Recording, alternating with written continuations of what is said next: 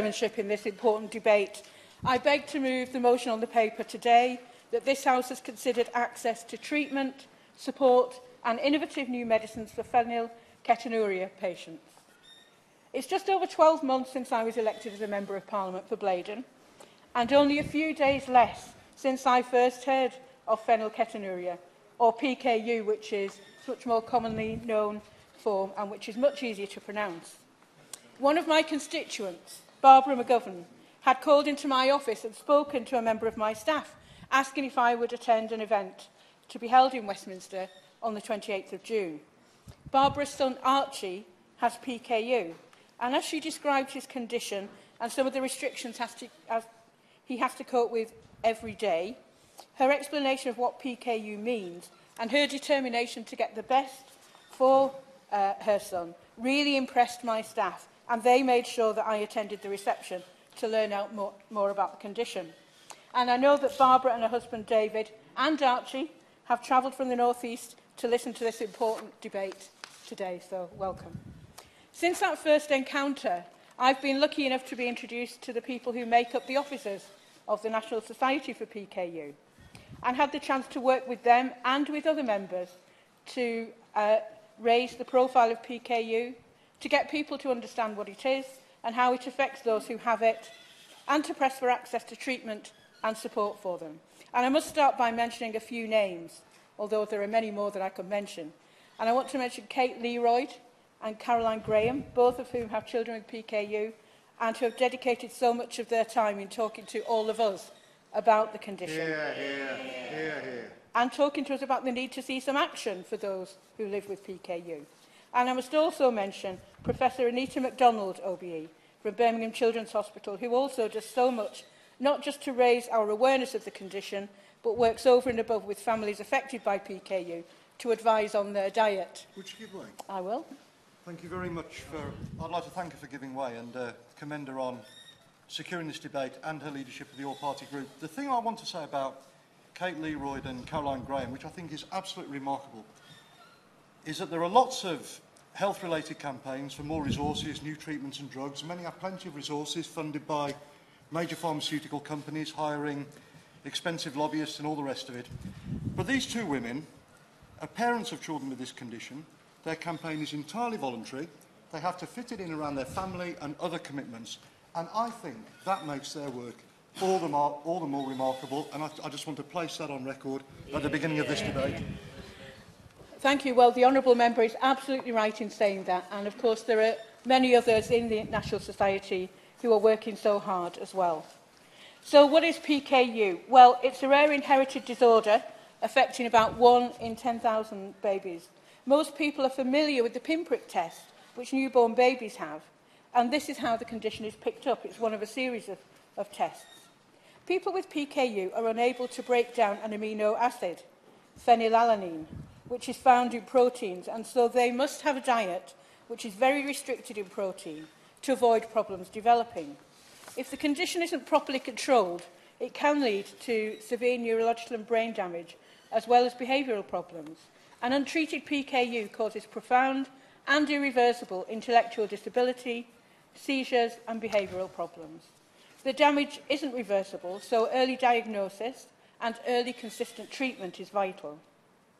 So when we say a condition can be treated by diet, that sounds an easy option, doesn't it? You know? Well, it's not. Imagine being a child or a young person trying to cope without all the foods that most children and adults take for granted. When we think of food high in protein, we probably think of meats too, but that's the straightforward bit. All meats are on the red list, and fish too is on that red list. Bread, everyday bread's too high in protein, so they have to have special bread without protein, much of which has to be baked at home using a specially prescribed flour. I will. Having learnt more about this disease and some of the issues around it, she's absolutely right to argue for better treatment. But one of the things that struck me is that actually this does place peculiar and quite intense pressures on parents and carers. And would she agree with me that we should be exploring specific ways in which parents and carers can be supported in order to cope with the very specific pressures which this disease imposes on them? I thank the Honourable Member for those comments, and I absolutely agree with him. The strain on parents is incredible, and on people themselves living with the disease, of course, but we mustn't forget the parents. I will. My honourable friend, I also commend her for this debate and the work that has been done by so many parents and families to raise these issues, and she is absolutely right to highlight how challenging this condition can be for children in their adolescence in particular.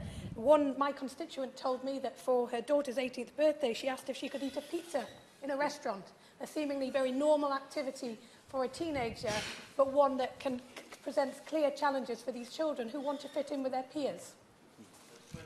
I thank the Honourable Member for those remarks, and she's absolutely right, and in fact it's one of the things I will touch upon shortly. So we were talking about bread, much of which has to be baked using especially prescribed flour, no cheese, no eggs, no dairy products, even some vegetables like cauliflower, and potatoes, so no chips or crisps. The daily intake of food needs constant monitoring. Imagine how that must be for a child at school, wanting to just join in with their classmates, or the young people wanting to go out and socialise with friends, go out for a pizza, as the Honourable Lady's mentioned, trying to get on with their lives. Everything must be measured and calculated to make sure that the appropriate level of protein for the child or adult with PKU is not exceeded. And let's not forget that this is a lifelong condition, and adults too must restrict their intake of protein. On top of all of this, children and adults have to take a protein supplement.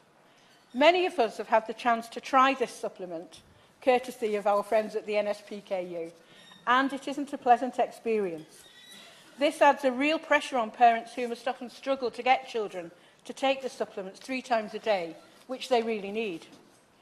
And for parents, as we've said, it's a minefield, making sure that their child has the right diet when sometimes they're not around to control it, trying to make food interesting, having often to start from scratch with basic, low-protein foods. Yeah. Member, the chair of the all-party group, for giving way. I congratulate her for her securing this debate and for her work on the all-party group. And I represent a constituent who shared with me, her family shared with me, some of the same stories that she's just outlined, and they're utterly heartbreaking and will be shared amongst the honourable members who will represent others with constituents with PKU. Does she agree with me that alongside the potential medicinal treatments that might be available, that raising awareness through debates like this and the Diet Day on Thursday is important to help provide and incentivise greater support for parents to support their children with PKU? I thank my honourable friend for that, and yes, I absolutely agree with him. It's very important that we look at this in the round. So many parents find that they need to give up work or reduce their hours in order to maintain their child's diet and keep them healthy. At the end of last year, the National Society produced a booklet and a video, Patients' Voices, Listening to People with PKU, which clearly and very movingly sets out the practical and psychological impact of this condition on individuals. I will. I congratulate my honourable friend for actually getting a timely debate on this issue. Not enough is known about it, but it strikes me, listening to what my honourable friend is saying, that not only the child are prisoners of their own body in a way, but equally the parents, because they are regimented to the child's needs. Yes. Would you not agree with me about that? I thank the honourable gentleman for that, and yes, I would most certainly agree. I think it places an incredible strain on parents who have to live with this all of the time. So going back to the Patient's Voice booklet and video, I would certainly recommend that if you haven't seen it already, you certainly do so.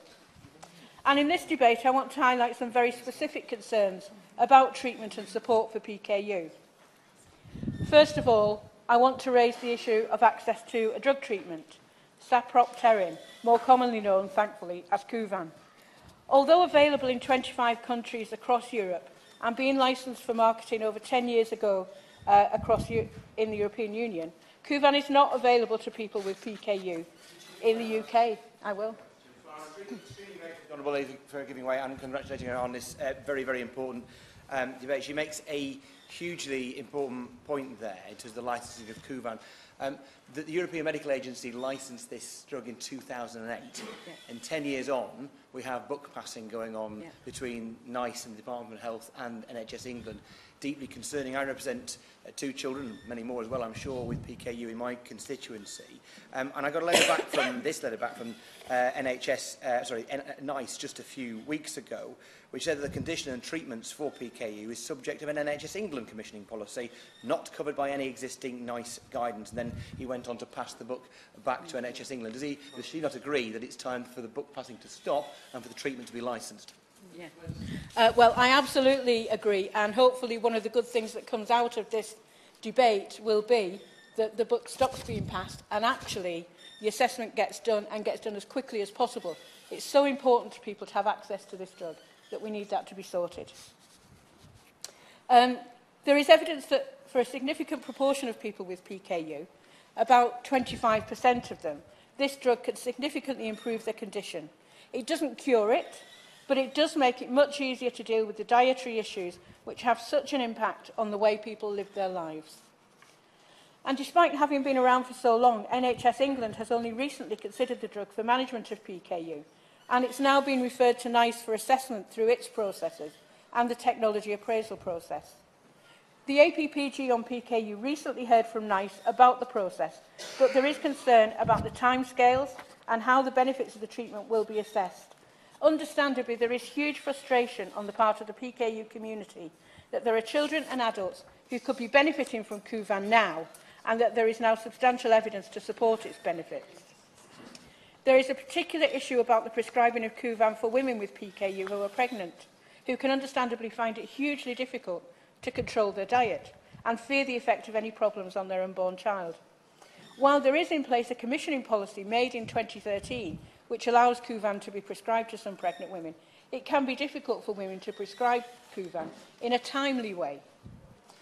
Now, there are some people who have had access to Kuvan. Some of them are in this room through individual funding requests or on a trial basis, and those people have found real benefits from the drug. Like my constituent, Archie, who's over there, who started on the treatment earlier this year. And Archie tells me that he's really benefited from having Kuvan. Not just because his diet is much less restricted now, he's now able to do what many of his schoolmates do, but also because it's improved his energy and his life. As Barbara, his mum, said to me, if we'd been coming here before the treatment, we would have been bringing our own special breakfast for Archie to eat in the hotel and would have had to watch everything he ate very carefully. It's made a real difference. So I hope that the Minister will be able to assure us that the assessment of Kuvan will be done very quickly and will be available to those people who it can help very, very quickly indeed. Yes, I'll give way then. Thank the Honourable Member for giving way and congratulate her on this important debate.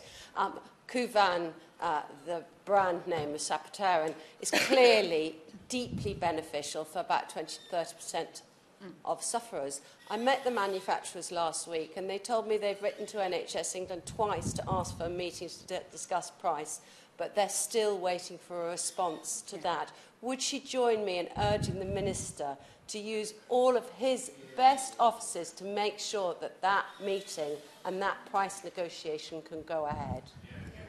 I thank the Honourable Lady for that comment, and I most certainly would join her in that wish. I too have met with Biomarine, and they say that they are prepared to negotiate, but on the price very significantly. But we need to get in there, and we need to make sure that it happens really quickly. Yeah, I will. I'm very grateful to my honourable friend and congratulate her not only on securing this debate, but in the very knowledgeable and passionate way in which she's put in the case. Will she agree with me that this is an example of how, in this country, we're very bad at dealing with rare conditions and potential therapies or treatments for them? And doesn't she believe, although this needs to be hurried up, the whole process needs to be more streamlined and speeded up? I most certainly do agree with the Honourable Gentleman. It's become clear as we've been looking into this issue that there is a very complex way of assessing drugs. Clearly we want to get the process right, but there needs to be a rigorous look, I think, about how that process is carried out, not just for Kuvan, but for other treatments for rare diseases. And of course, PKU perhaps falls between the cracks because it's not quite rare enough to be in one group, but it is still very rare and will get pushed behind the queue if it goes into a more general group. So for those who Kuvan won't help and who still need to carefully manage their diet, there's another issue which must be addressed. That is access to low-protein foods which help to maintain the diet. So individuals may be advised through their dietitian and their specialist centre that they need a particular level of foodstuff supplies, like the low-protein flour I mentioned earlier, which I'm told can be used in many ways to try and make the diet more palatable. But then GPs who may not have a complete understanding of the condition or the dietary needs and may feel that patients are just trying to get food on the cheap, may limit or deny prescriptions for these foodstuffs. They may feel that they are just like gluten-free foods which can be bought at supermarkets. And the fact is that these foods and supplements cannot be bought. They are available only on prescription, and the absence of them creates a real injury to those affected. It's not just that they're not there, it's actually damaging if they're not available. So it would be good if the Minister can address how we can ensure that GPs do prescribe the specialist foodstuffs which form part of the treatment which those with PKU need, and close the gap between the specialist services, CCGs and GPs. I will. After the congratulations, would she agree that there should be some very clear guidance so that GPs or CCGs that are thinking about stopping prescribing this stuff should be able to be told very quickly and very clearly that that is the wrong thing to do, that there is no other way of getting this press, so there can be a very quick resolution if one was foolish enough to go down that line? Yes. I thank the Honourable Gentleman for that comment, and yes, I would most certainly agree. We were hearing last week at the APPG meeting of some terrible stories over years where people have felt as if they're asking for a favour by asking for these goods, and actually they're not. They're absolutely essential, and they can't be bought over the counter, so we must do something about this. So, so we need to square that circle or round the gap or whatever.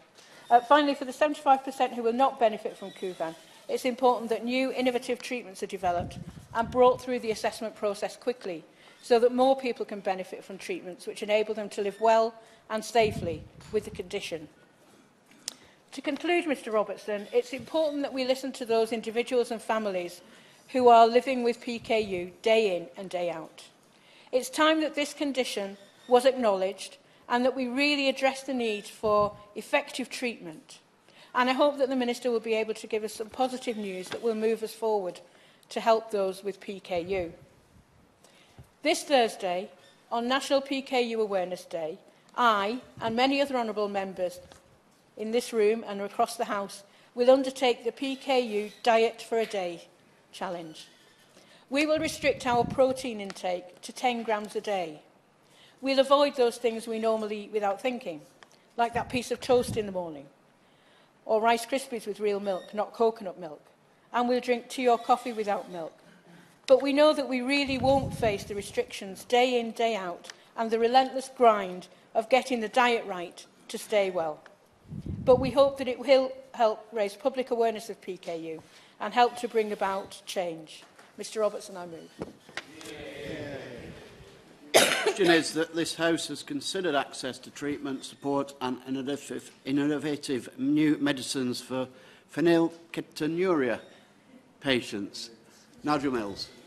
Oh, sorry, was Mr Mills... Sorry, I beg your pardon. Paul Masterton. Thank you, Mr Robertson. Like other members, I wanted to speak in this debate because I have a family in my constituency who are affected. I won't go over what PKU is or what Kuvan is, because I thought the Honourable Lady did an excellent job in her excellent opening speech on this, and I really want to congratulate the work that she's done as Chair of the APPG on bringing this to wider attention across the House. Scotland has a higher prevalence of PKU than other parts of the UK, which makes the attitude of the Scottish Medicines Council so disappointing. The SMC has a very, very poor record of approving treatments for very rare diseases, and the current application is not, as I understand it from my discussions with the NSPKU, going particularly well. The decision is due next week on the 3rd of July, and I think there is a real concern that it will not be approved, not even for very high-risk groups like pregnant women. The Honourable Lady mentioned that there's currently a pretty poor policy for Kuvan for pregnant women in England. Well, it might be a poor policy, but at least it is a policy. We don't even have that north of the border. And of course, pregnancies for PKU women are extremely high risk. And we have this slightly odd fail-first approach in this country, which can lead to really serious defects for lifelong disabilities for the child that's born if it survives. And of course, the costs to the NHS of treating those disabilities over the life of the child are significantly more expensive than what the cost of Kuvan would have been for the mother, even during pregnancy. So we have this very odd approach to cost effectiveness when looking at medicines in this country, which I really think we need to reassess. And that's not just true of Kuvan. We've seen it when we were talking about Orkambi and various other issues as well. I completely agree with the NSPKU who wanted the application for Kuvan to be held under the ultra-orphan stream due to the rareness of the condition and the Scottish gene variant. And I would really ask, because I was quite disappointed to hear with the lack of engagement that the Scottish Government has had with the NSPKU, if the SNP members present could perhaps try and do something there, because whilst I appreciate there is a distinction between the Scottish Government and the Scottish Medicines Council, I do think that the Health Secretary could be stepping it up a little bit there. As a Scot, someone from the Greater Glasgow, I of course was drinking Iron Brew when I met the NSPKU in Portcullis House, and actually that led on to quite an interesting discussion, because Iron Brew was a drink that could be given to young adults with PKU as a kind of a treat, as something to be made normal. But then of course we introduced the sugar tax, and suddenly overnight the recipe for Iron Brew was changed and it could no longer be drank. It suddenly became toxic. And this was one of those situations where a very well-meaning policy like the sugar tax had unintended consequences, and members will know it too from perhaps diabetic constituents who got in touch with them when Lucozade changed their recipe. Suddenly, this thing that they could drink and was safe, they couldn't. And unless you have very good eyesight, it's very hard to read on the can that the recipe has changed. And of course, we're also in this odd situation where in Scotland, depending on which shop you go to, you can either have old recipe Iron Brew or new recipe Iron Brew. So you have to be checking very, very carefully. And it is this kind of idea where we don't do a very good job, I think, of looking at the potential unintended consequences of changes in health policy for special interest groups. And that was something that I wanted to mention. And I just want to, kind of in the last minute that I've got, one of the things that really struck me was in our discussions, I've got a 4-year-old daughter, and it was put to me, in 12 years' time, your daughter's going to be going out and you're going to be worried about her having alcohol, smoking. Imagine being a parent with a PKU child where you're worried about your child going to a friend's house and eating a bag of crisps. I mean, the difference in terms of the strain and pressure is so, so huge. And so for the family in my constituency, 10-year-old Katie and 20-month-old Harry, their parents said to me that having PKU is a constant shadow that hangs over the family. Everywhere you go, you're surrounded by food they just can't eat. Katie's 10 and wishes she could eat what her friends can, or even a little bit of it. But she is aware, even at age 10, of the implications of brain damage if she doesn't stick to her diet. Kuvan might not work, but if it did, it would be life-changing. And it is just so sad knowing that our 1-year-old has all this ahead of him. We can and we really should do more to get Kuvan out there. Yeah. Stephen Morgan. Thank you, Mr Robertson. It's a pleasure to serve under your chairmanship. Before my election, I must admit I hadn't heard of PKU, let alone some of the medical terms that I still can't pronounce. And I think it's true to say that the same is for those across our country. In fact, after hearing that it meant a fault with enzymes leading to an inability to break down the amino acid PHE, I wasn't much the wiser. But after hearing my constituent Holly May's story, hearing what the condition meant for her everyday life, and tasting the various concoctions that replace typical meals for PKU patients, I was left in no doubt as to the potential debilitating impact of the disease. And that's why I want to begin with the impact on everyday life and what, in practice, this disease means for people with PKU. As has been mentioned, people with PKU have to eat a diet with virtually no protein, meaning they must take chemical supplements to avoid malnutrition. Now, the briefing I was sent by the excellent NSPKU describes the protein replacements as unpalatable. Now, Mr Robertson, I've tasted these replacements myself, and I can assure you they are being polite. These replacements are absolutely rank. But they don't just taste disgusting. they form part of an incredibly prescriptive and restrictive diet that not only consumes a huge amount of time, approximately 19 hours per week, but also makes living a normal life particularly difficult, affecting social activities intolerably difficult. Holly May's mum, Tara, says they hardly ever eat out. When they do, they have to bring separate food. It's the same at friends' houses. It's inevitably a difficult diet to manage, and because no young person likes to stand out as different, PKU makes sensitivity and insecurity around food and eating particularly pernicious amongst its teenage victims. These young people just want to live normal, happy lives, but PKU too often exacerbates teenagers' vulnerability to eating disorders and so also becomes a mental health issue. I would therefore urge the Minister to do all he can to improve access to psychological support to people with PKU. Clearly, the pressure PKU and the diet it necessitates puts its patients in immense difficulty, and the case can be overwhelming. But, Chair, we've just celebrated National Carers Week, and it is important to consider the burden that falls on families too, as we've heard earlier today. Half of parents still stop work to reduce their hours to accommodate extra work of caring for a child with PKU. What's more, the burden inevitably falls on women. 81% of NSPKU survey found that it was mothers who did the most of PK-related work. I want to pay tribute to my constituent Tara and all other parents and families who care for those with PKU. But they don't want warm words, they need action. I'd hope the Minister would agree that the opportunity to offer those with PKU and their families hope for a better life cannot be missed.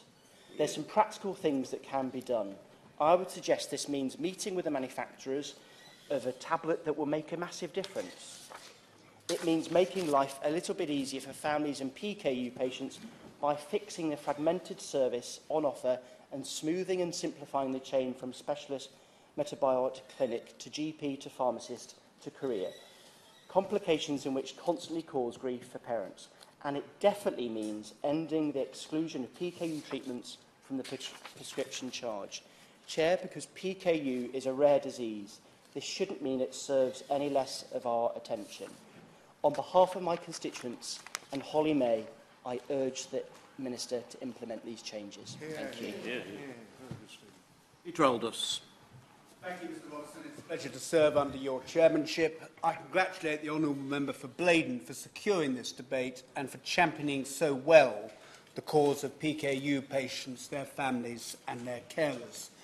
It's also appropriate to highlight the pioneering work of my honourable friend, the member for Spelthorne, who, in an adjournment debate on 1st December 2011, highlighted the problems that a constituent was facing in obtaining a prescription for Kuvan.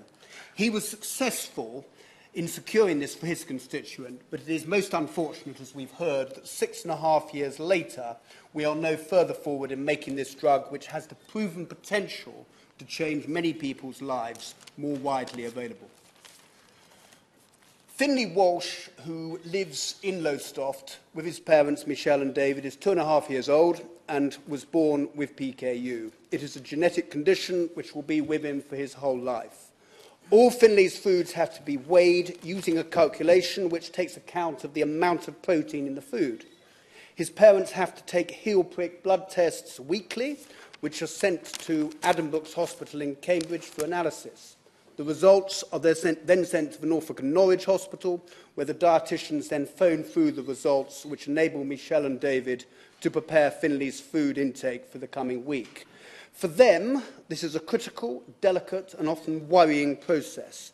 It is absolutely vital to get Finlay's protein levels right, as if they go too high, there is a real risk of brain damage. The challenges the family face on a daily basis are immense and place a real strain on them. Quite often, the blood tests don't come through on time and have to be chased up. At present, they have had no feedback for 2 weeks. Secondly, food has to be ordered on prescription to enhance Finlay's diet. Not only are such items as Violife and Huber products expensive, quite often they are not immediately and readily available. At present, There is also the worry that Finlay was due to have a review with his specialist in May, and this appointment has yet to take place. Mr Robertson, at present, children with PKU suffer patchy care and support, which depends on where they live. This could be addressed by setting up specialised metabolic centres, which would have an experienced metabolic physician and dietitian. Psychological support should also be available in these centres so as to assist children if they experience learning difficulties and to ensure that they receive an education that enables them to realise their full potential. The centres could also administer prescriptions for PKU foods and dietary supplements so as to provide a more efficient service and to overcome the problems that the Walshes are experiencing, which I have outlined. On Thursday, I too will take part in the PKU Diet for a Day challenge. In no way, Mr Robertson, does this replicate the real experiences of those people like Finlay. But hopefully, together, we, in this chamber and around this House, can highlight the need for modern treatments and better care for those who face such an enormous challenge on a daily basis. Thank you. Ian Austin. Thank you, Mr Robertson.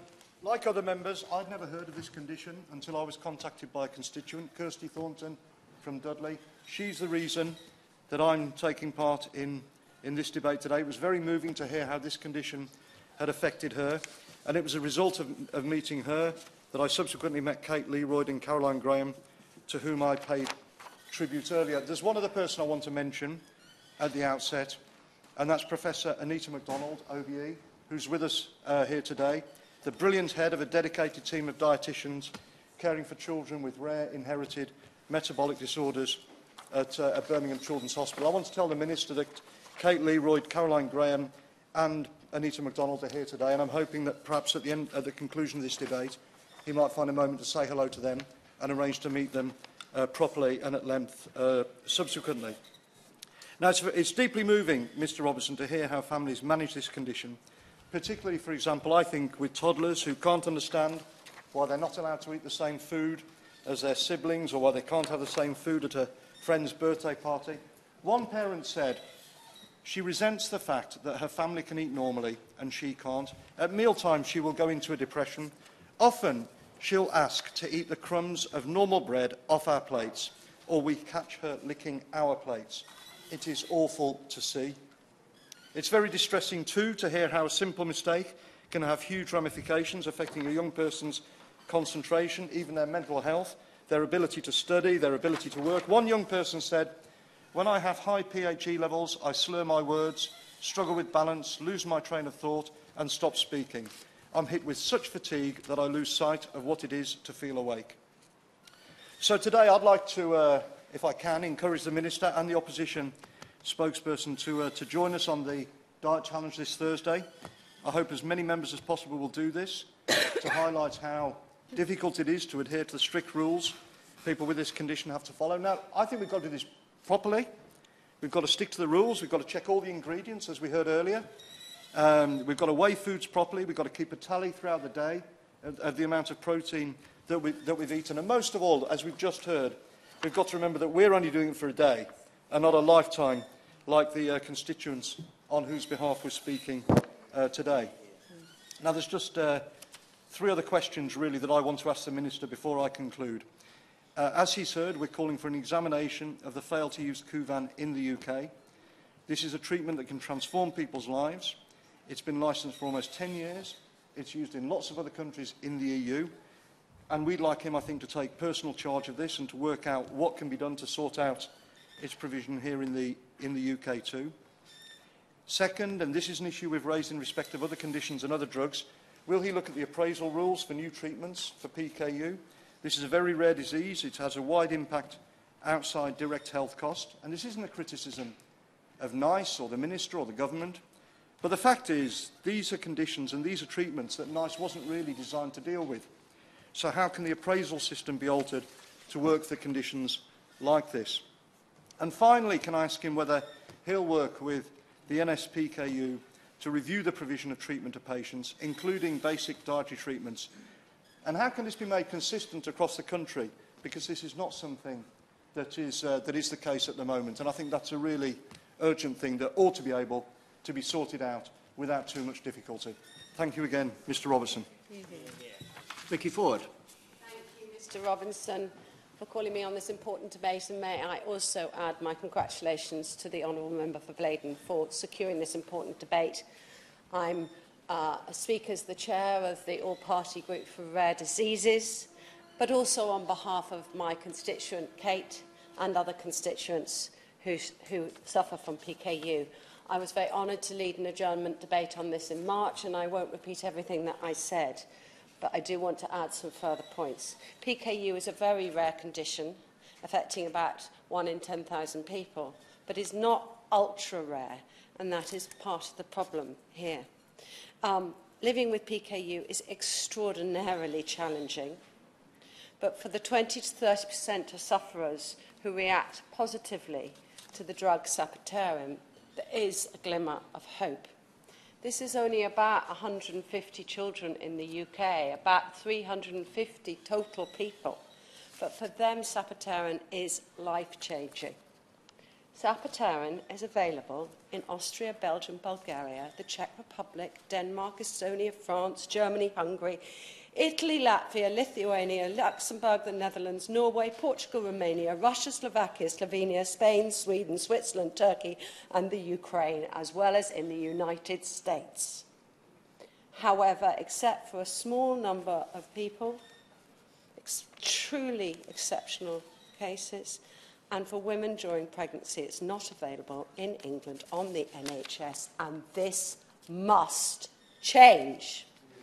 It should be available. It should be available for all those who benefit, and not just for those who can't stick to the diet. Those who do stick to the diet shouldn't find themselves excluded for good behaviour. I understand that NICE faces a very challenging time sometimes, considering whether or not to approve drugs that can be very, very expensive. But sapropterin does not fall into that category. In my adjournment debate, I pointed out that when the broader economic benefits of prescribing PKU are compared to the costs of not doing so, the pure financial calculation alone would suggest that it may be financially beneficial to the public purse to prescribe the drug. Furthermore, I stated back in March that BioMarin, the manufacturers, had told me that they're willing to make a substantial reduction in the price.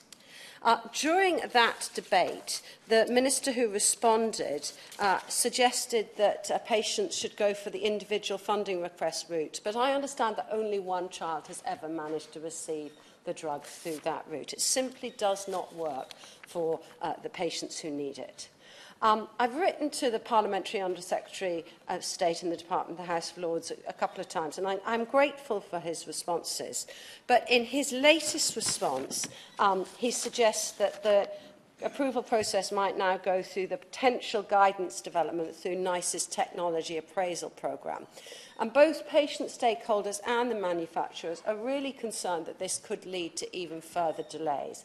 BioMarin tell me they've written twice to NHS England offering to meet to discuss price. They want to negotiate on price, they want to make a generous offer, but their letters have apparently not been responded to. This decision needs to be made. It shouldn't need 21 members of Parliament to have to stand here in Westminster Hall to get this for 150 children.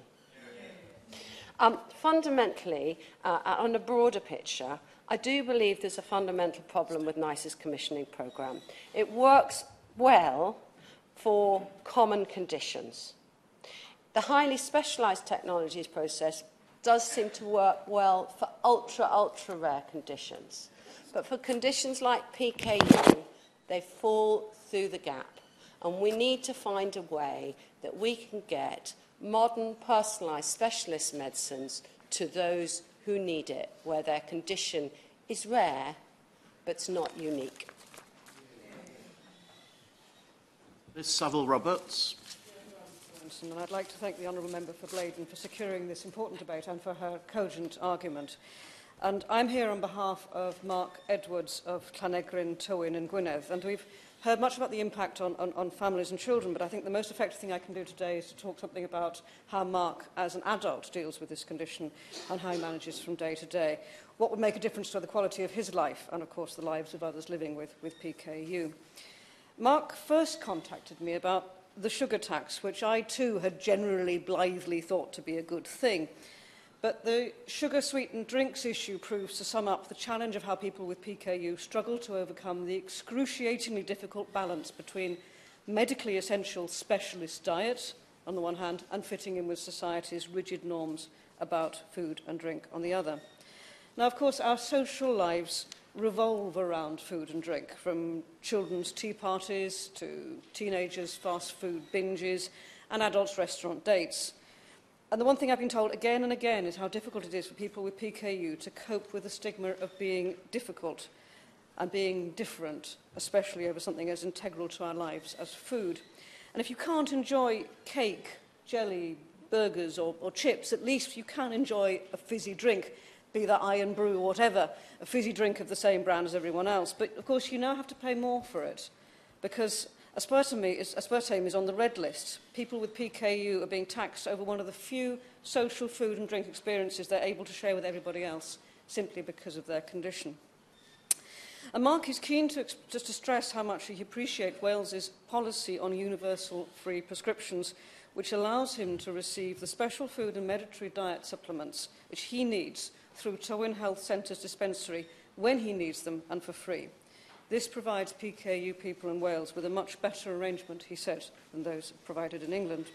But nonetheless, Mark still faces public prejudice towards his invisible condition. He's had to explain to people how he isn't, and he quotes, he isn't freeloading on food, as though it were a lifestyle choice and not a medical necessity. Now, a number of us, I think, in this chamber have committed to the PKU diet for a day on Thursday, and there's a great number of people who've done this in Wales too, and I think they deserve a shout-out now. There's Alex Jones of the Cambrian News, Supervisor Janet Davis of Brighter Foods, where Mark works, school friends Carrie Hughes and Nikki Hughes, and Tywyn solicitor Andre Bright, who's committed to keep to the diet for a week, and I think he deserves a respect, evidently from the family's point of view.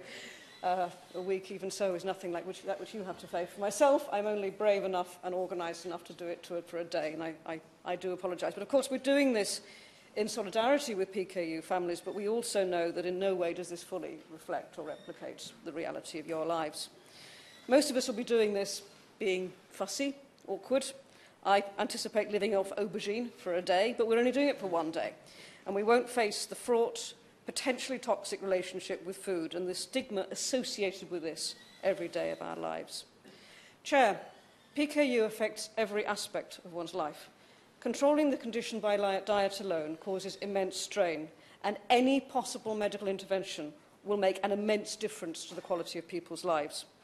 Wales is alert to England's NICE guidelines, and I would urge the Minister to do all he can to press NICE to move ahead, so that his department will be able to recommend Kuvan. I'd also urge that other drugs like Pegvilase are also considered. I'd also like to request the government to consider the health implications of the wider use of aspartame and its associated with sugar tax and the way that affects on a number of other health conditions as well. Jim Shannon. Thank you, Mr. Robson. First of all, can I congratulate the Honourable Lady for Blaydon for bringing the issue forward to the floor, and could I also congratulate the Honourable Lady for Chelmsford for her work in the past and for bringing the adjournment debate to the House as well, which I was there to support her for. I'm the DUP party health spokesperson here, so it's important to be heard in this issue, which grossly affects those in Northern Ireland and also over the border in the Republic of Ireland as well. Not many people may know this. I think it's Michael Caine that always says that. But the fact of the matter is that there's a higher prevalence of PKU in Northern Ireland than the rest of the UK per capita. In fact, 1 in 4,000 people in Northern Ireland have this condition compared to 1 in 12,000 in England. And it's, yeah, quite happy to, yeah. Thank the member for giving way. Would he agree with me that given the higher incidences in Northern Ireland, but right across the United Kingdom, that there is an incentive, hopefully on the Minister and on all the health departments across the UK, given the devolutionary settlement, to ensure that there is the best possible treatment and support given to PKU sufferers and their families. My honourable friend and colleague is absolutely right, and there is we often look to the Minister indeed we always look to the Minister for support on these issues, and he's always very forthcoming, so we look to him again with that in mind. It is clear this condition, which affects my constituents, and I'm sure indeed everyone else in the Chamber who's speaking on it, the PKU is usually diagnosed shortly after birth by the Hill test, and many of those ladies who in this chamber or in my office would often tell you when they hear their child crying in the hands of the midwife when the heel prick is done, their automatic reaction is to reach out and grab the child. But the fact of the matter is, this is a test that is so important at a very, very early stage. But for those families who have received the diagnosis of PKU, the pain is really only beginning whenever they realise just what it means. People with PKU have the faulty version of the enzyme which breaks down the acid in a component of protein. And untreated, it can cause brain damage, and it builds up in the blood and the brain as well. Untreated PKU causes profound and irreversible intellectual disability, seizures, behavioural problems. Damage is not reversible, so early diagnosis at that very early stage and early consistent treatment is vital. And that's why we added this to the routine blood test at birth in 1969. Some people in this chamber maybe weren't born, or maybe they're just young children at that time. I was just a young child. The only treatment for PKU that is currently funded by the NHS is a very restrictive diet. I'm a diabetic type 2, so I understand just a wee bit, Mr Robertson, what it means to be careful with what you eat. I know if I had that wee bit of honey with my toast this morning, I probably shouldn't have had it. But the fact of the matter is, by and large, you know what you have to do and what you can eat and what you can't eat. But for those with PKU, it is much, much more difficult, and the restriction is great, in which most sources of protein are removed from the diet to prevent the brain damage. I want to give a few quotes by the PK sufferers or their parents so we can understand, I believe, just that little bit better the life that is lived by those with this disorder. And some examples are as such. The low-protein prescription breads and pastas give her stomachache, and another reason that she refuses to eat them. My daughter struggles with drink supplements as they all upset her stomach, so she has to take 50 tablets per day. PKU causes the arguments between us. My husband and I have suffered with stress. We argue about the management of our diet. I'd hoped after 12 years things would get better or easier, but this diet is met with anger, with frustration, with resistance and annoyance, all aimed at me. Well, honourable gentleman referred to it, and I think it's worth repeating again for the simple reason of the importance. One young girl said she can't normally eat, and she often eats the crumbs and normal bread off all plates and catch her licking the plates. I think when you realise that's the impact it has on some children and on their families, this is what parents throughout the UK are demanding, that more should be done, and we look to the Minister to see if more can be done through his office. If there's something available to help these people, we must make it available. And we all know what that available thing should be and must be. It's Kuvan, the medication. We all know what it can do. One young girl took it. She took a 1-month trial of Kuvan and could eat a normal vegetarian diet. She had more energy, her mood lifted, her nightmares stopped, and she could do ordinary activities at home and at school. What a difference to the quality of life of a child and for the quality of the entire family life. I've read it that costs an average of $14,500 for a child, $43,500 for an adult, based on pricing. But the pharmaceutical company Marin have publicly stated their willingness to offer substantial discounts in a deal with the NHS. It's a deal that I am asking the Minister to broker, and other members have asked for that as well, to enter into meaningful discussions to provide the medication, as the High Court ruling has said that we should. I am urging that the Minister instructs his department to seek to find a way through it all, a way of making this available rather than simply checking a box. I'm standing today, in conclusion, Mr Robertson, and asking that no parent is forced to do this when there is something available to prevent it. I stand with PK sufferers in Strangford in my constituency, across the whole of Northern Ireland, and indeed across the whole of the United Kingdom of Great Britain and Northern Ireland. Thank you. Faisal Rashid. Thank you, Mr Robertson. I would like to begin by commending the fantastic work has been carried out by my honourable friend for Blaydon, and also the NSPKU, who have been working incredibly hard to raise awareness of PKU in the Parliament over the past few months. Until I met with representatives from the NSPKU a few months ago, I am sure, like many others already mentioned, that I knew very little about PKU. And since I have learned a huge amount about PKU, and it has become very clear to me that this devastating disease requires action. PKU affects 1 in 10,000 across the UK, and although rare, there are an estimated 3,000 individuals in England alone living with PKU. That's 3,000 individuals who could benefit from increased awareness and improved treatment. As we have heard, currently, the only treatment available on the NHS is severely restrictive diet. Tales from the NSPKU patient voices illustrate just how much of a daily struggle this diet is. The extremely restrictive nature of the diet often leads to eating disorders and unhealthy relationships with food. It forces patients into social exclusion. Additionally, it is a great burden on the carers of PKU patients, who are also often report psychological distress and strained family relationships. And studies also show that half of parents will stop work or reduce their hours to accommodate the extra work that is needed to take care of a child with PKU. I was very grateful to my constituents who shared with me their story of life with their 5-year-old daughter, who has PKU. Their openness helped me to understand what life is like with a child with PKU and the difficulties their daughter faces daily, especially when eating at school, unable to eat the same meals as other children. The fragmented nature of the NHS services provided to PKU patients often leads to confusion and mistakes in the chain.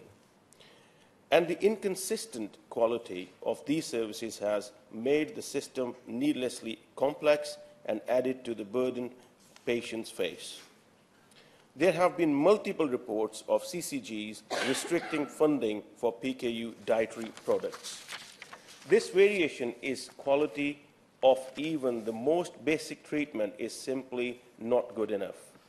Beyond dietary requirements and treatments, a drug is known as Q1, which already been mentioned, has also been developed, which can treat up to 25% of PKU patients and allow them to eat substantially more natural proteins, fundamentally improving their quality of life.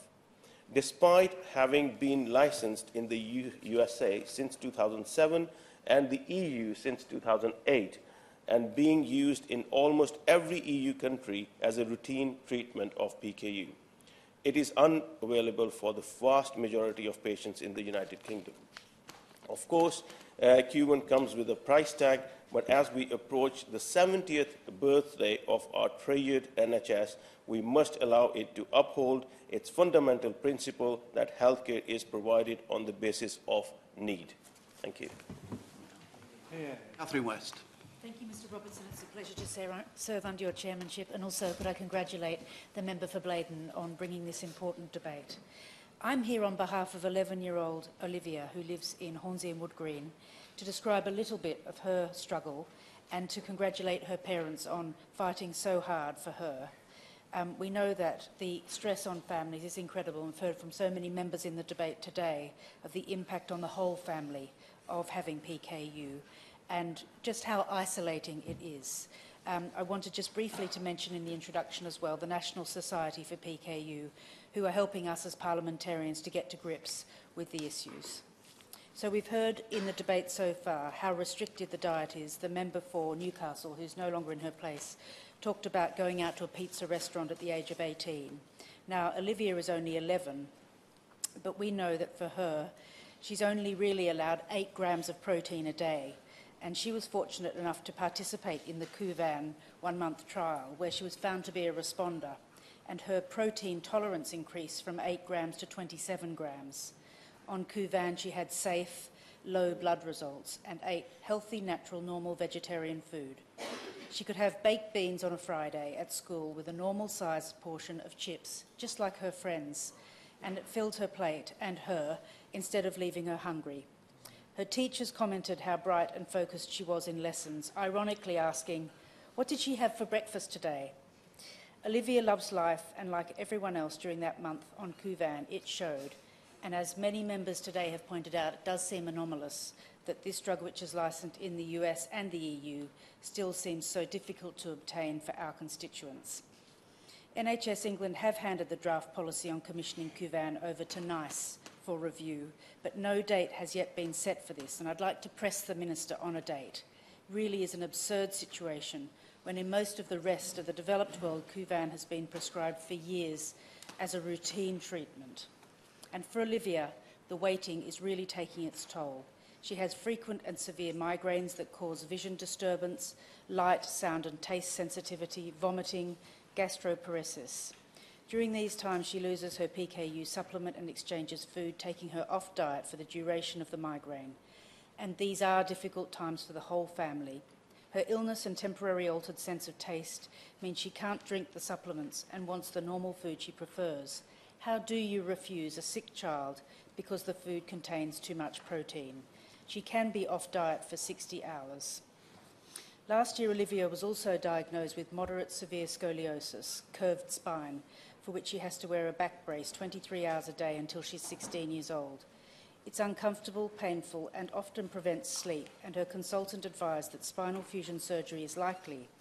However, due to the PKU and the likelihood that low bone density can result, especially among girls, Olivia had a scan and her bone density was found to be abnormally low and getting worse. Nothing more can be done for this dietetically, but the amino acid supplement contains all the correct levels of calcium, vitamin D, K and potassium, but it doesn't contain a major factor affecting bone density, whole protein. The diet, by its definition, goes to great lengths to avoid giving whole proteins, and this is one of the consequences. Therefore, Olivia may never be able to have the spinal fusion surgery she needs, as her bones are not strong enough to take the screws and rods that would need to be drilled and fixed to her spine. But Kuvan would allow her at least to eat more whole, natural protein. Wouldn't that be better for Olivia and everyone else who's been mentioned in today's debate? Currently, the only route of access to Kuvan remains an individual funding request, and I hope that the Minister will look at these issues when he stands to speak. Thank you, Mr Robertson. Chris Williamson. Thank you very much indeed, Mr Lawrence and Mr Robertson, I beg your pardon. It's a very great pleasure to be serving under your chairmanship this morning, and I want to congratulate my honourable friend for securing this important debate. And we've heard some heartrending accounts from honourable members this morning about the impact of PKU on their constituents. And I just wanted to raise the case of Denise Clayton, who is a constituent of mine. I've known the family now for 30 years, and she's been living with PKU for nearly 70 years in total. She was obviously born at a time long before there was any real screening programme in place. And as a consequence of that, she has not received the treatment that was required, and the treatment that she did receive was too little and too late to avoid the neurotoxicity as a consequence of that.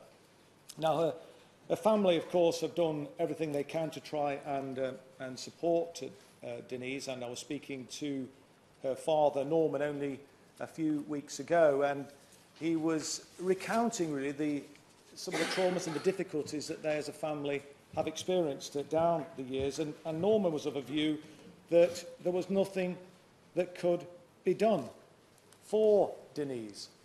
But it seems that a treatment is now available.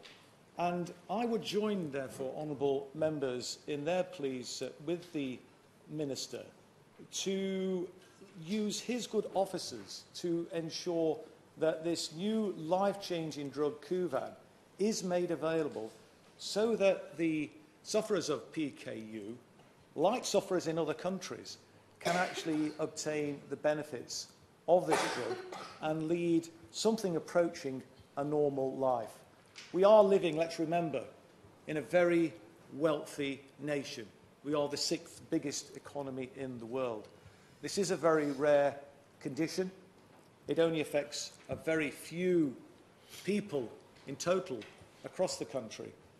And the cost, therefore, it seems to me, would be minimal in comparison to the life-changing impact that it could bring about for young people, our fellow citizens. And I therefore plead with the Minister, when he gets to his feet, to listen to the impassioned pleas that we've heard from honourable members today and actually, as I've said, Mr Robertson, use his good offices to make sure that this drug is made available and that we can change the life of so many young people in our country which are currently suffering from this terrible condition. We now come to the wind-up, so I'd like to leave 2 minutes for the mover of the motion to wind up at the end. Mr Martin Day. It's a pleasure to serve under your chairmanship today, Mr Robertson. I'm grateful to the Honourable Member for Blaydon for securing time for this very important debate and also for her comprehensive and detailed summary of the issue. I'm also grateful to the NSPKU briefing which she kindly sent round to colleagues in advance of this debate. And I must admit, I've been in touch with library specialists just before I received it to find out the pronunciation and very sensibly informed us all that it's Phenylketonuria.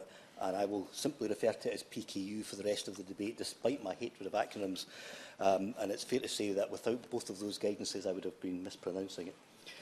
I'd also like to welcome the NSPKU members who are here today in the chamber to watch the debate.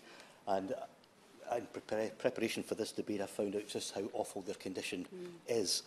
Now, I'm very grateful also to all the honourable members who have taken part and shared their constituent cases, which have helped highlight just how truly horrendous the situation is. I, for my own part, have no constituency cases in my constituency that I'm aware of.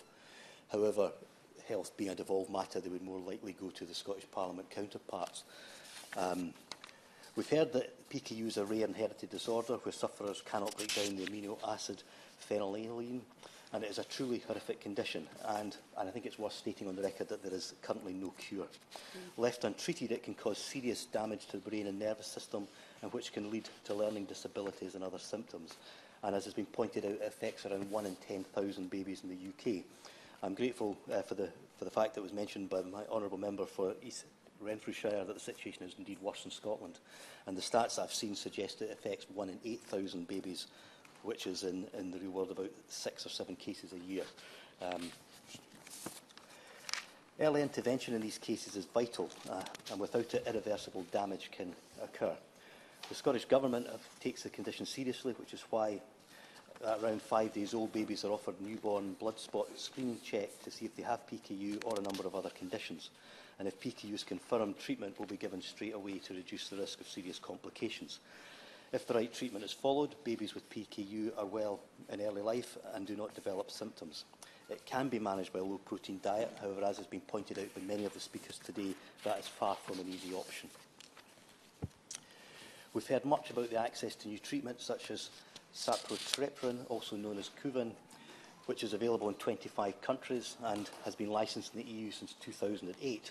In May this year, Scotland's Health Secretary, Shona Robison, wrote to the Health and Sport Committee to provide a further update on the Scottish Government's progress in delivering the recommendations from the review of access to new medicines, and she confirmed at that time that the pharmaceutical company Biomartin has made a submission to the Scottish Medicines Consortium for sapropterin Kuvan to be for treatment of the PKU, and the SMC will shortly publish their advice within the next few weeks.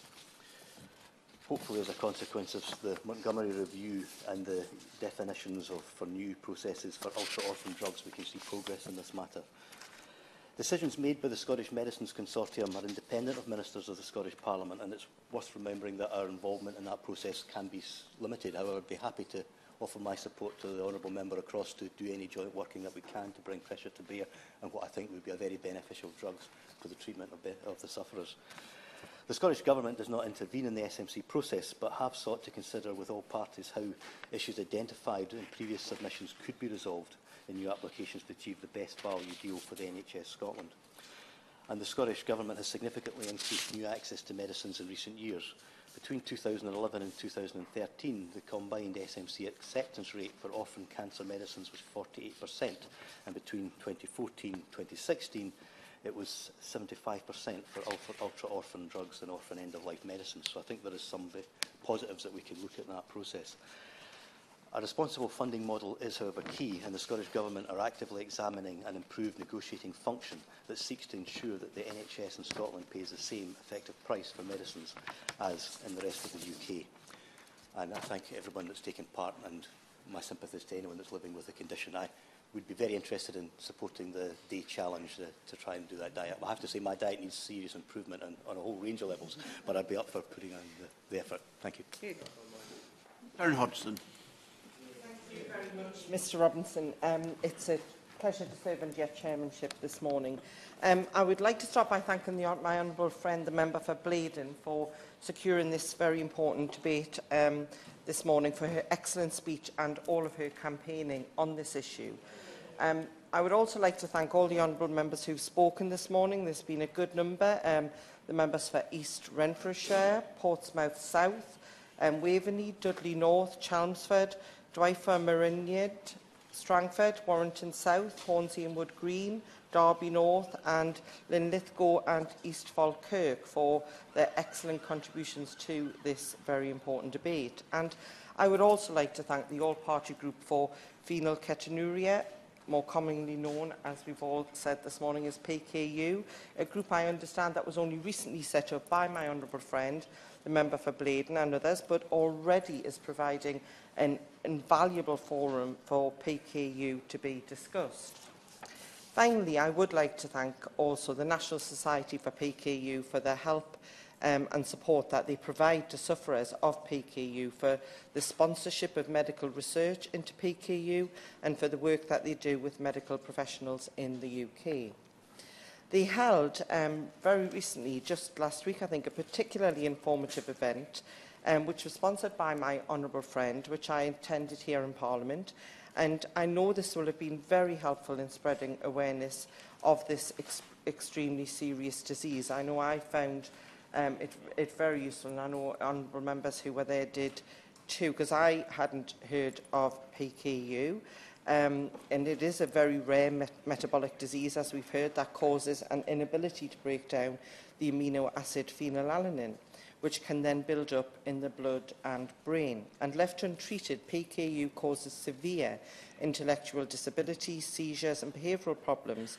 Damage caused by the disease is tragically irreversible. So this makes early diagnosis and treatment absolutely essential, and the only treatment, as we've heard, on the NHS for PKU is an extremely restrictive diet.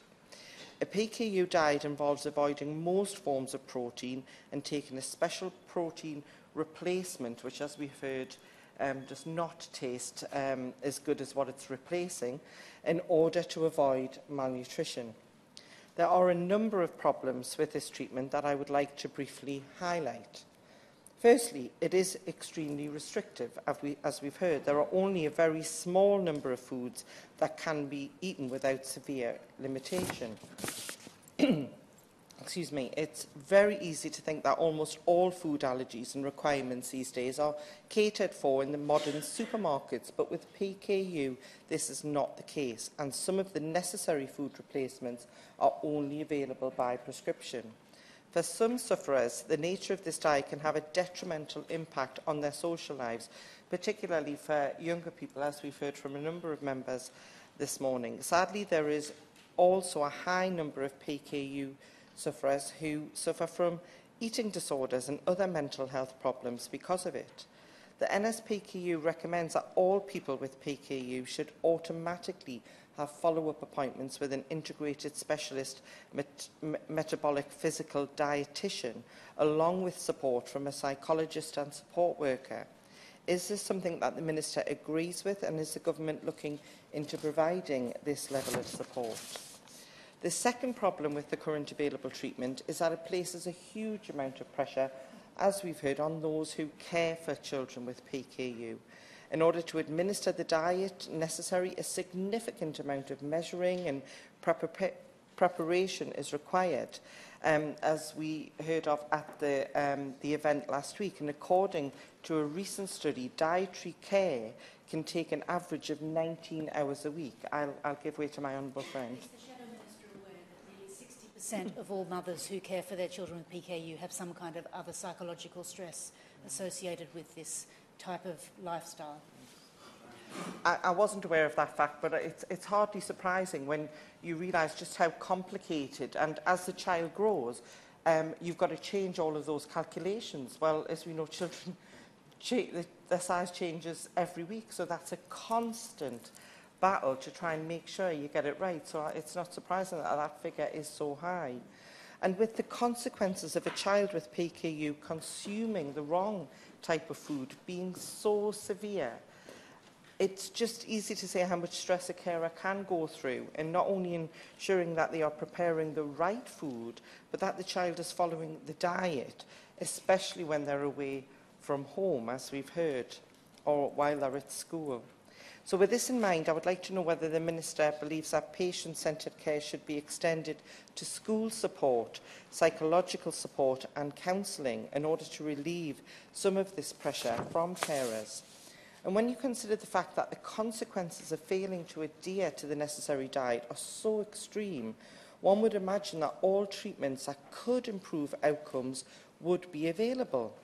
Sadly, as we've heard, this is not the case. As has already been discussed this morning, a non-dietary treatment for PKU does exist and yet is not available to patients here in England.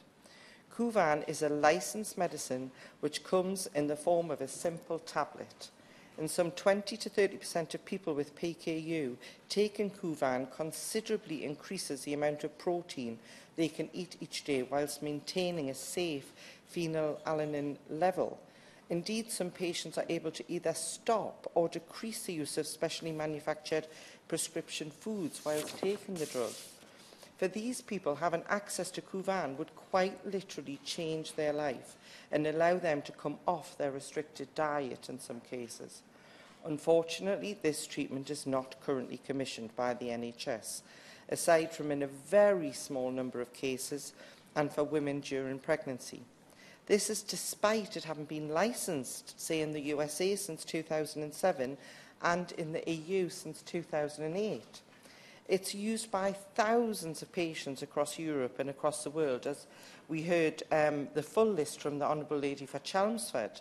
I'll only mention such countries as Ukraine, Estonia and Turkey to give the example. And I know that many patients who suffer from PKU will rightly be asking, if that treatment is available there, then why not here? Although Kuvan is available to women during pregnancy, it can be very difficult to get hold of. And tragically, some women with PKU avoid having children altogether due to fear of the risks associated with high levels of phenylalanine to the fetus. I understand that NHS England has recently referred Kuvan to NICE after going through its internal clinical panel. Can the Minister explain why there has been such a delay in commissioning Kuvan and when we can expect it to be available to all patients? Indeed, I understand that it was under the appraisal process with NHS England for 7 years. Access to Kuvan is not the only PKU treatment that has been impeded by the structure of the NHS, as I will come on to. For sufferers of PKU, there is a significant risk around variable outcomes and health inequalities. This is something that is exacerbated by access to special protein replacements and manufactured low-protein foods.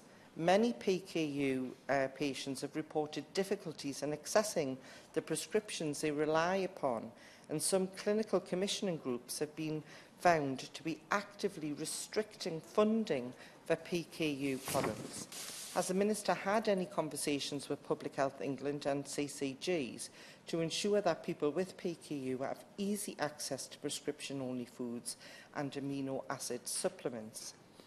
In closing, Mr Robertson, I just wanted to say that as a parent who watched them have that heel prick test as babies, I had no idea how important that test was. I hadn't heard of PKU back then, and I just thought, you know, it's one of those little tests, you know, they check the hips, they prick the heel.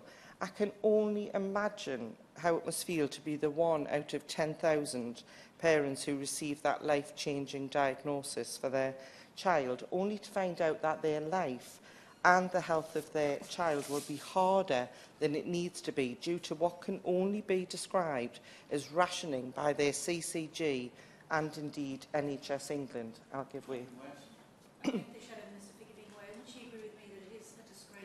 Take a court case to get the NHS to respond, and NICE and all the other bodies, when actually we've heard of such difficult times that families are having? And would she agree with me that it shouldn't take a family to have to take the government to court, basically, to get the treatment that their child so needs? I absolutely do agree. That's just shocking. I mean, what I want to end by saying to all the campaigners, both here and across the country today, I hope that we have shown in this debate today that we are listening. All their campaigning has not been in vain.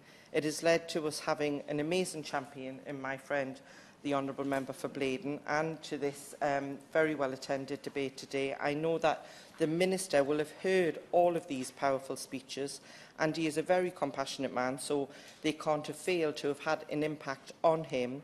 So I look forward to his response, and this is his opportunity today to give hope to thousands of people. So let's hope he does so. Thank you. Minister. Thank you, Mr. Robertson. No pressure then. I will try and give some hope. Thank you to you for chairing our debate, and to the lady from Blaydon for once again introducing the debate with such humanity. Speaks so well and passionately on this subject. We also heard from my honourable friend from East Renfrewshire, who mentioned the iron brew issue. And you know, obviously, it's a Treasury policy on the sugar tax, and it's part of our child obesity plan, which, of course, we published the update on yesterday. Long predates me. I can't say that it's a subject that has been raised with me, but we cannot let the bad be the enemy of the good. The idea of taking sugar out of fizzy drinks is a good thing for society, but the unintended consequences of that need to be addressed, and he's right to raise it. We also heard from the gentleman from my own county, from Portsmouth South, my honourable friend from Waveney, always speaks so passionately, my friend from Dudley North, the lady from Clyde, see what I did there. As always, the gentleman from Strangford, the gentleman from Warrington South, the lady from Hornsey and Wood Green, and the gentleman from Derby North, all of whom, I think everybody touched on the subject of Kuvan. Many touched on the access, on the dietary, and everybody gave personal examples, I think, from their constituents. And I should be able to touch on all of those subjects. So congratulate the lady for the debate, and obviously also the APPG for the work that they do. When I was on the backbenches, I was involved in many APPGs, including the APPG for breast cancer with the lady who speaks for the opposition opposite, and it really is where so much of the good work of this place goes on, and I hope that the public watching inside and outside today can see that. The House, of course, debated PKU and Kuvan in March of this year, led by my honourable friend from Chelmsford, who spoke very well again today. I was not able to attend that debate in person back in March, so I'm grateful for the opportunity today actually to hear the issues around PKU and the access to treatments and from colleagues. And I have learned a lot today, as I have around this issue in my reading ahead of today. So the importance of rare diseases, Mr. Robertson, of which PKU is one, is of course recognised by us and by policymakers and healthcare services providers in the UK and internationally, rightly so. 1 in 17 of us will suffer from a rare disease at some point in our lives. So with the number of known rare diseases steadily growing as our diagnostic tools improve, the government remains focused and dedicated to improving the lives of those living with a rare condition. And this was, I think, reinforced by the Prime Minister's words just last Monday at the Royal Free, which I was fortunate to be at, which she set out the future vision for the long-term plan for the NHS, underpinned, of course, by the increased funding for the service. And as she said, for the UK to lead the world in the use of data and technology to prevent illness, not just treat it, but to diagnose conditions before symptoms occur and to deliver personalised treatment informed by our own data, including our genetic makeup, and more of that in a moment. So early and accurate diagnosis of rare conditions, Mr. Robertson, is essential for the best outcome of patients with rare diseases such as PKU. We know that without early treatment, the outlook for those born with the condition is very poor. And the gentleman speaking for the SNP and the lady for the opposition both said that in their remarks. Now, with early treatment, the outlook can be very good, which is why, as we've heard from a number of speakers, screening has such a vital role to play. I have too, and equally watched the Pin Hill prick with trepidation. Little did I know what it could have found. I had no idea what they were doing. I was in that daze, but let alone what it could have found. So I have great compassion for that moment. The current newborn screening programme, Mr Robertson, in the UK is based on the blood spot test, the Hill prick test that we've referred to, and screens for 9 rare but serious conditions, including PKU. And with this early diagnosis, treatment can, of course, start straight away. For patients with the condition, this treatment includes a special diet, as we've heard, and regular blood tests. And we've heard so many incredible examples today. On the diet issue, I mean, we've heard how severely limiting a protein-restricted diet is, and how difficult this must be to stick to for any patient, but particularly young children. Those of us with young children really can feel that. Children with PKU, as has been said, cannot eat most of the foods that we all take for granted, such as meat and fish and milk, and treats such as chocolate. Everything in moderation, and that's just to name a few. I recently met, I mean, I stand here as a minister, but I also stand here as a constituency MP, and I too had not heard of PKU until constituents brought this condition to me. I recently met with one of my constituents, Sarah, who was a doctor, and like we've heard from many, had to give up her job in order to look after her children. Whose 3-year-old daughter, who's a beautiful little girl, lives with the condition, and I heard much of the daily strain firsthand that it puts on her daughter and the family. And my constituent, like many, she cares for the child full-time. She's had to give up her career, preparing the meals, calculating the ingredients, and going to doctor appointments. The lady from Bladen said in her introductions, and when we say the condition can be treated by diet, it sort of sounds quite easy, but as she put to me in an email last night, the thing is, Steve, if she goes off diet, she'll suffer permanent and irreversible brain damage. You know, with my 7-year-old boy, if he goes off diet and drinks a fizzy drink, we certainly suffer the consequences, but it's usually, only lasts for an hour. So I have great understanding from today's debate about that.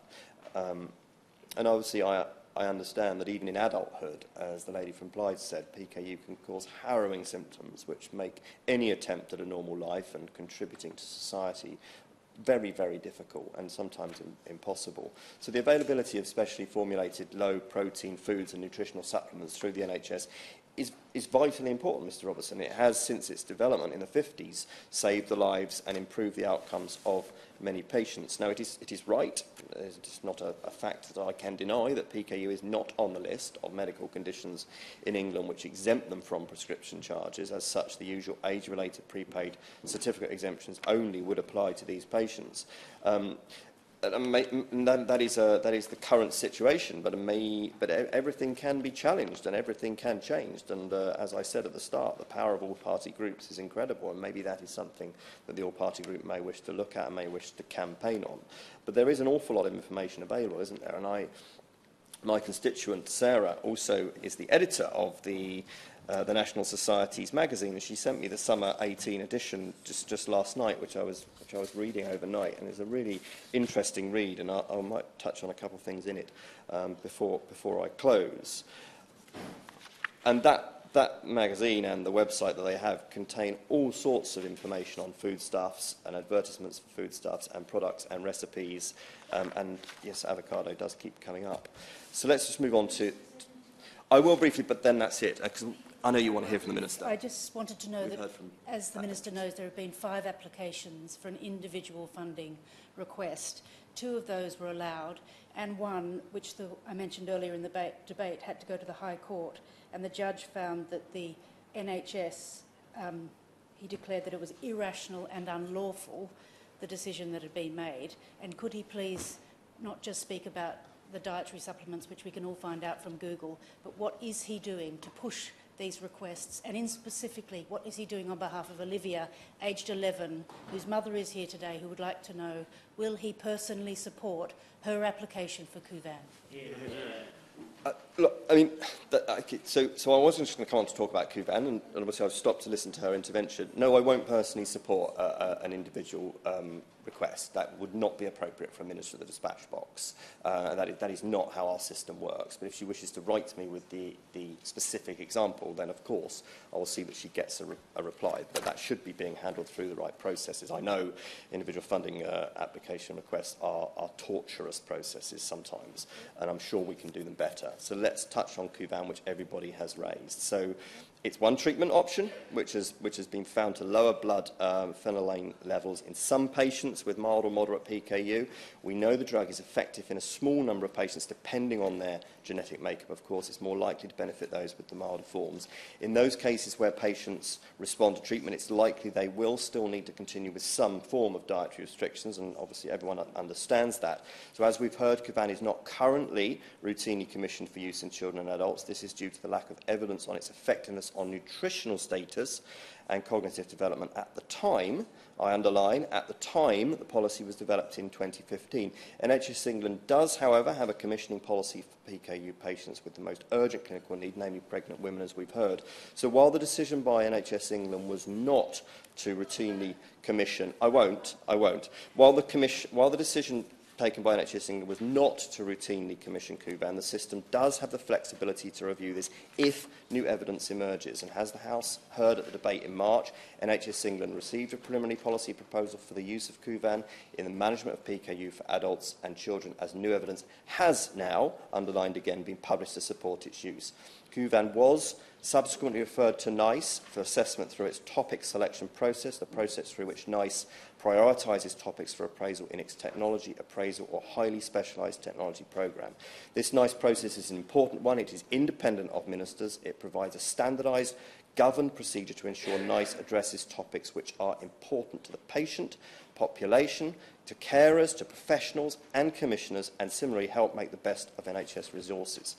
So to update the House on progress, Kuvan has progressed through the first stage of the topic selection, and NICE is currently considering whether the drug should proceed on to the draft scope creation stage. We're expecting this decision will be taken in the autumn.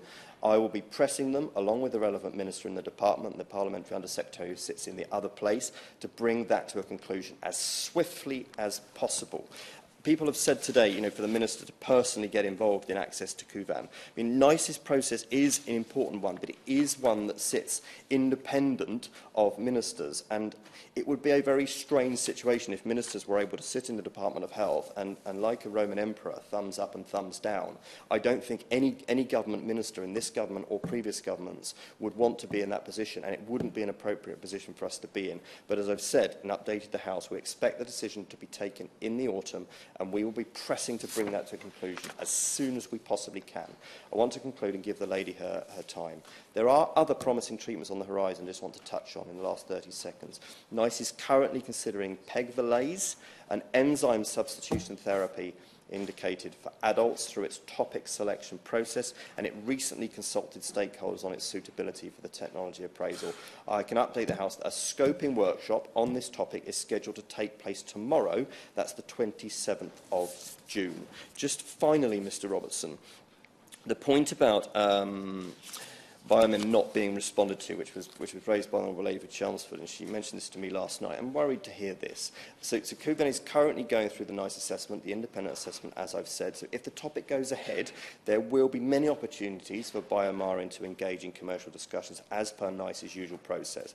But they're already in discussions, actually, Biomin and NHS England, about a number of other drugs. They have got the opportunity to raise this, but it seems to me that they could at least communicate better. Because no answer sounds like a bad answer. And I will take that away from this debate and make sure that happens ASAP.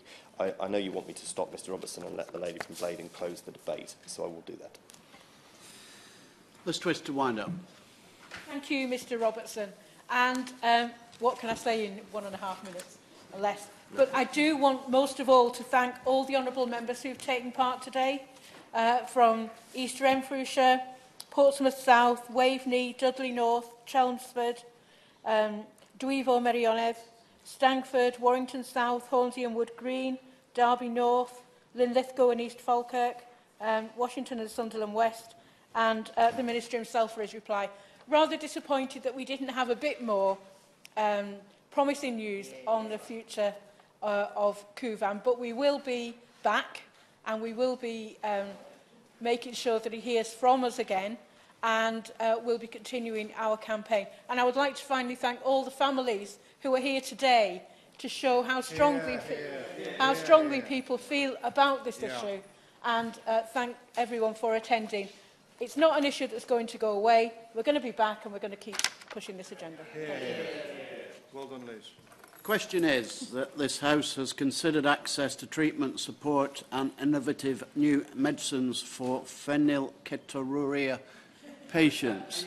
As many of that opinion say aye, and the contrary no. I think the ayes have it. The ayes have it. Order, order. Move that this House do now adjourn. Meeting do so quietly.